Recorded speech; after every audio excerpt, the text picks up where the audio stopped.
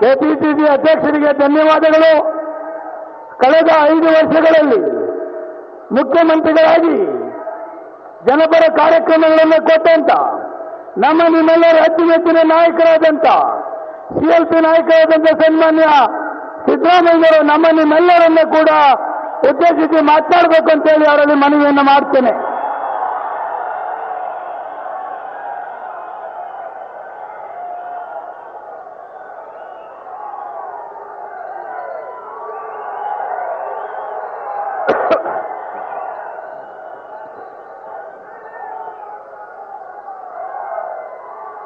ಅಖಿಲ ಭಾರತ ಕಾಂಗ್ರೆಸ್ ಸಮಿತಿಯ ಅಧ್ಯಕ್ಷರಾದಂಥ ನಮ್ಮೆಲ್ಲರ ನೆಚ್ಚಿನ ನಾಯಕರು ಆದಂಥ ಸನ್ಮಾನ್ಯ ರಾಹುಲ್ ಗಾಂಧಿ ಅವರೇ, ಮಾಜಿ ಪ್ರಧಾನಮಂತ್ರಿಗಳು, ಜನತಾದಳ ಎಸ್ನ ರಾಷ್ಟ್ರೀಯ ಅಧ್ಯಕ್ಷರು ಆದಂಥ ಶ್ರೀ ಎಚ್.ಡಿ. ದೇವೇಗೌಡ ಅವರ, ರಾಜ್ಯದ ಮುಖ್ಯಮಂತ್ರಿಗಳಾದಂಥ ಶ್ರೀ ಕುಮಾರಸ್ವಾಮಿ ಅವರ, ನಮ್ಮ ಪಕ್ಷದ ಅಧ್ಯಕ್ಷರಾದಂಥ ಶ್ರೀ ದಿನೇಶ್ ಗುಂಡೂರಾವ್ ಅವರ, ಎಐಸಿಸಿ ಪ್ರಧಾನ ಕಾರ್ಯದರ್ಶಿಗಳಾದಂಥ ಶ್ರೀ ವೇಣುಗೋಪಾಲ್ ಅವರ, ಲೋಕಸಭೆಯಲ್ಲಿ ನಮ್ಮ ಪಕ್ಷದ ನಾಯಕರಾದಂಥ ಶ್ರೀ ಮಲ್ಲಿಕಾರ್ಜುನ ಖರ್ಗೆ ಅವರೇ, ಕಾರ್ಯಾಧ್ಯಕ್ಷರಾದಂಥ ಈಶ್ವರ ಖಂಡ್ರಿ ಅವರೇ, ಪ್ರಚಾರ ಸಮಿತಿಯ ಅಧ್ಯಕ್ಷರಾದಂಥ ಎಚ್.ಕೆ. ಪಾಟೀಲ್ ಅವರೇ, ಡಿ.ಕೆ. ಶಿವಕುಮಾರ್ ಅವರೇ, ಕೆ.ಎಚ್. ಮುನಿಯಪ್ಪನವರೇ, ವೇದಿಕೆ ಮೇಲಿರ್ತಕ್ಕಂಥ ಕಾಂಗ್ರೆಸ್ಸಿನ ಮತ್ತು ಜೆಡಿಎಸ್ನ ಎಲ್ಲ ಸಚಿವ ಮಿತ್ರರುಗಳೇ, ಲೋಕಸಭಾ ಸದಸ್ಯರುಗಳೇ, ಎರಡೂ ಪಕ್ಷದ ಶಾಸಕ ಮಿತ್ರರೇ, ವೇದಿಕೆ ಮೇಲಿರ್ತಕ್ಕಂಥ ಇತರ ಎಲ್ಲ ಮುಖಂಡರುಗಳೇ, ಈ ಬೃಹತ್ ಸಮಾವೇಶದಲ್ಲಿ ಭಾಗವಹಿಸಿರ್ತಕ್ಕಂಥ ಕಾಂಗ್ರೆಸ್ ಮತ್ತು ಜೆಡಿಎಸ್ನ ಎಲ್ಲ ಕಾರ್ಯಕರ್ತ ಬಂಧುಗಳೇ, ತಾಯಂದಿರೇ, ಯುವಕ ಮಿತ್ರರೇ,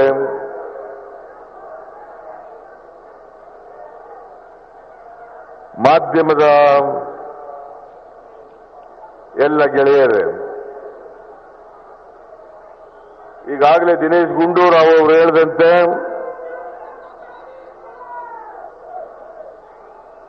ಇದು ಕಾಂಗ್ರೆಸ್ ಮತ್ತು ಜೆಡಿಎಸ್ನ ಕಾರ್ಯಕರ್ತರ ಜಂಟಿ ಸಮಾವೇಶ.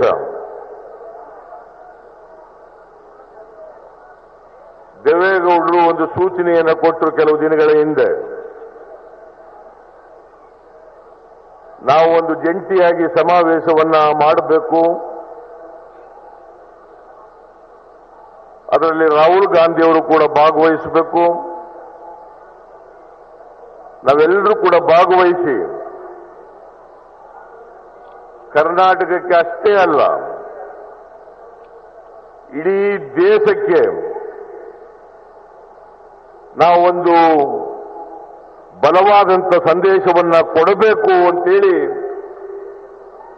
ಅವರು ಸೂಚನೆಯನ್ನು ಕೊಟ್ಟರು. ಆ ಸೂಚನೆಯ ಮೇರೆಗೆ ಇವತ್ತು ಪ್ರದೇಶ ಕಾಂಗ್ರೆಸ್ ಸಮಿತಿಯವರು, ಪ್ರದೇಶ ಜೆಡಿಎಸ್ನವರು ಜಂಟಿಯಾಗಿ ಈ ಬೃಹತ್ ಸಮಾವೇಶವನ್ನ ಏರ್ಪಾಡು ಮಾಡಿದ್ದಾರೆ.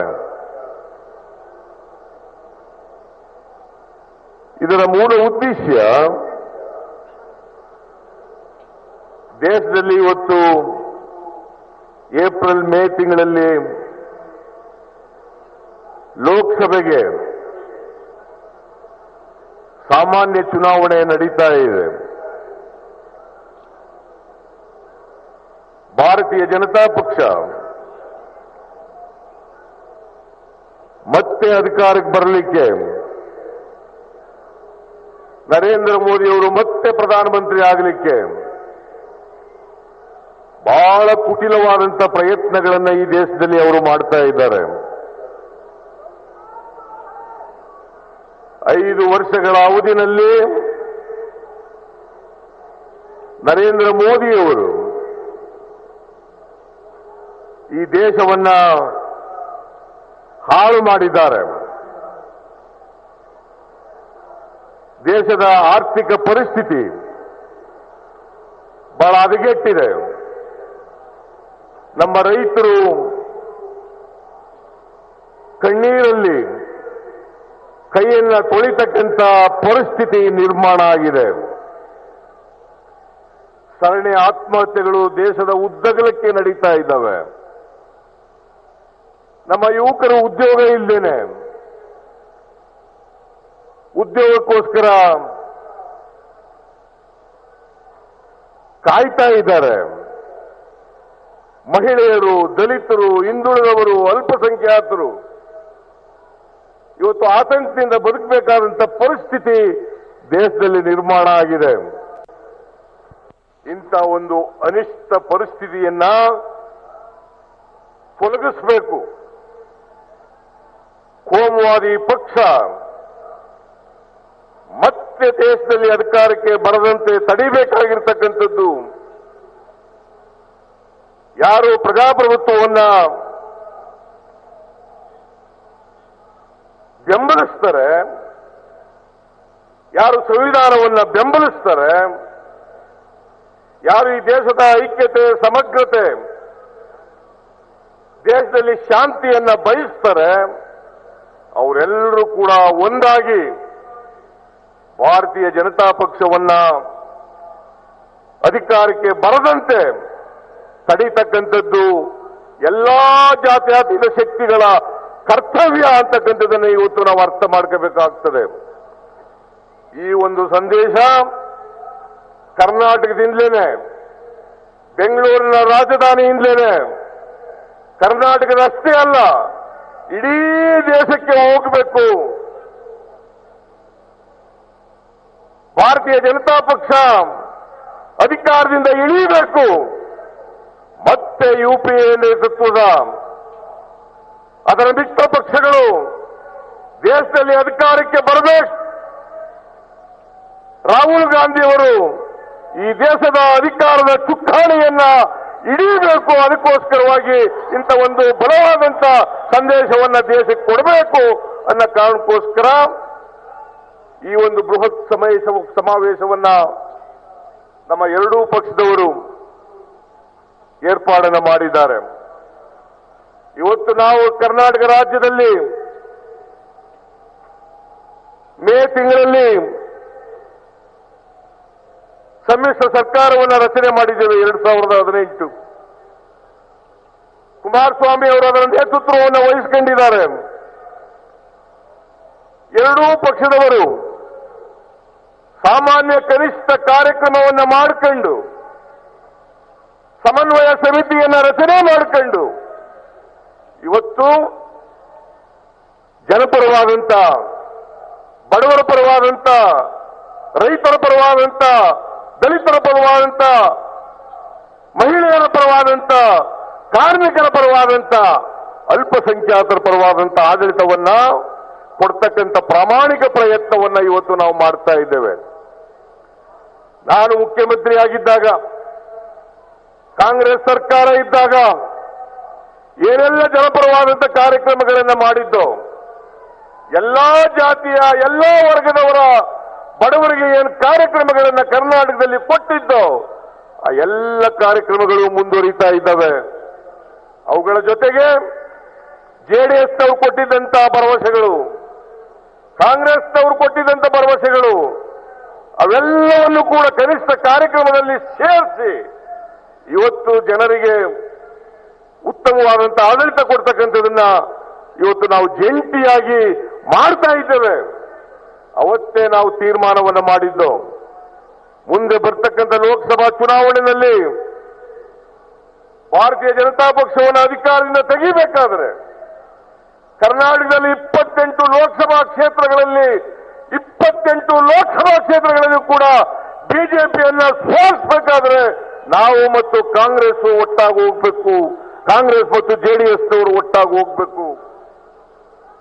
ಸೀಟ್ ಹಂಚಿಕೆ ಮಾಡ್ಕೊಂಡು ಬಿಜೆಪಿಯನ್ನು ಎದುರಿಸಬೇಕು.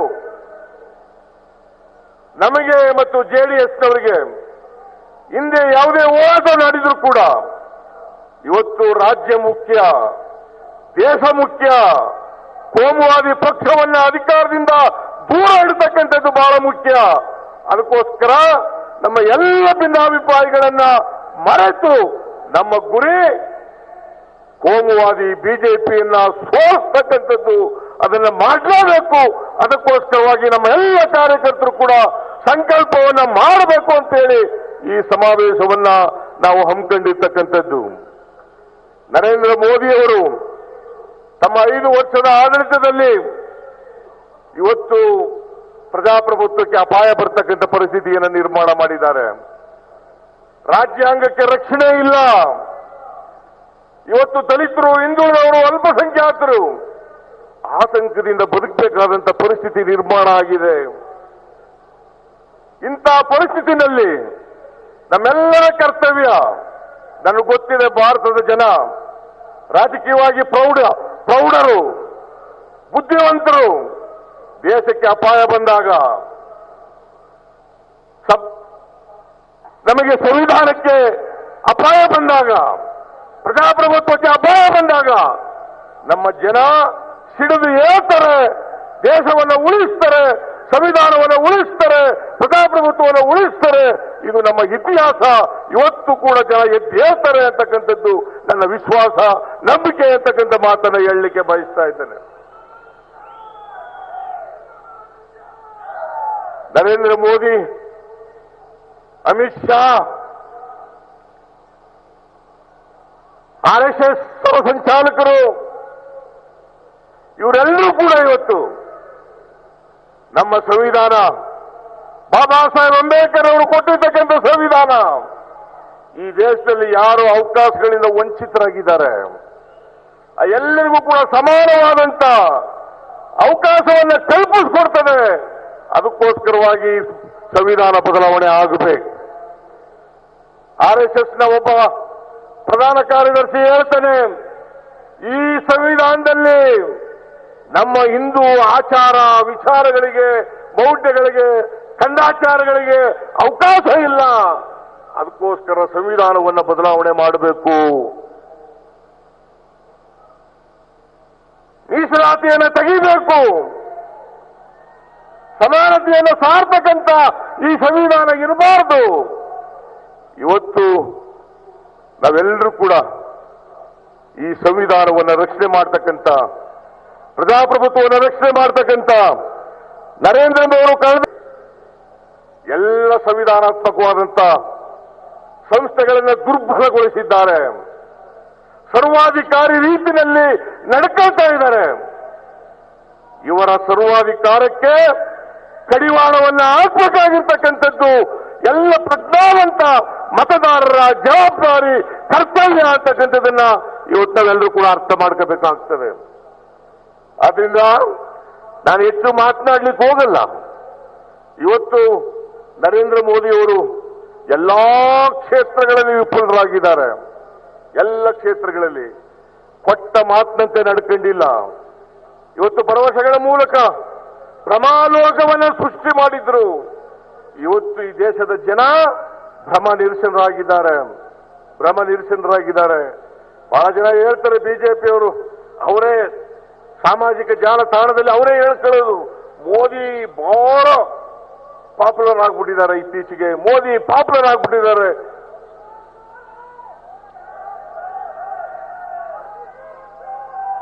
ನರೇಂದ್ರ ಮೋದಿ ಅವರು ಚೌಕಿದಾರರಾದದ್ದು ಬಡವರಿಗಲ್ಲ, ಈ ದೇಶ ಕಾಯಕ್ಕೋಸ್ಕರ ಅಲ್ಲ. ಯಾರು ಶ್ರೀಮಂತಿದ್ದಾರೆ, ಬಂಡವಾಳಶಾಹಿಗಳಿದ್ದಾರೆ, ಅವರ ಚೌಕಿದಾರರ ಹೊರತು ಬಡವರ, ದಲಿತರ, ಹಿಂದುಳಿದವರ ಅವರ ಚೌಕಿದಾರ ಆಗಲಿಲ್ಲ.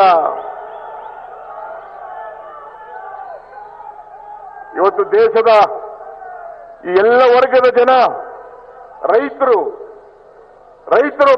ಪರಿಪರಿಯಾಗಿ ಬೇಡಿದ್ರು, ಎಲ್ಲ ರಾಜ್ಯಗಳಲ್ಲಿ ಕೇಳಿದ್ರು, ರೈತರು ಸಾಲ ಮನ್ನಾ ಮಾಡ್ರಿ, ರೈತರು ಆತ್ಮಹತ್ಯೆ ಮಾಡ್ಕೊತಾ ಇದ್ದಾರೆ.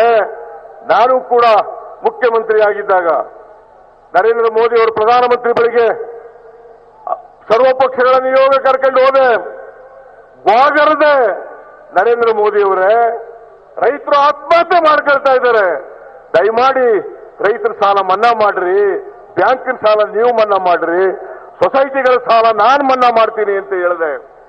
ಜಪ್ಪಯ್ಯ ಅಂದ್ರೂ ಕೂಡ ಕೇಳಲಿಲ್ಲ. ನಾನು ಬಂದು ಮಾತು ಕೊಟ್ಟಂತೆ ಸೊಸೈಟಿಗಳ ಸಾಲ ಮನ್ನಾ ಮಾಡಿದೆ. ಇವ್ರು ಯಾರು ಬಂದಿದ್ರು ನಮ್ಮ ಜೊತೆಯಲ್ಲಿ ಬಿಜೆಪಿಯವರು, ಅವರು ಕೂಡ ನರೇಂದ್ರ ಮೋದಿ ಅವರಿಗೆ ಸಾಲ ಮನ್ನಾ ಮಾಡಿ ಅಂತ ಕೇಳಲಿಲ್ಲ.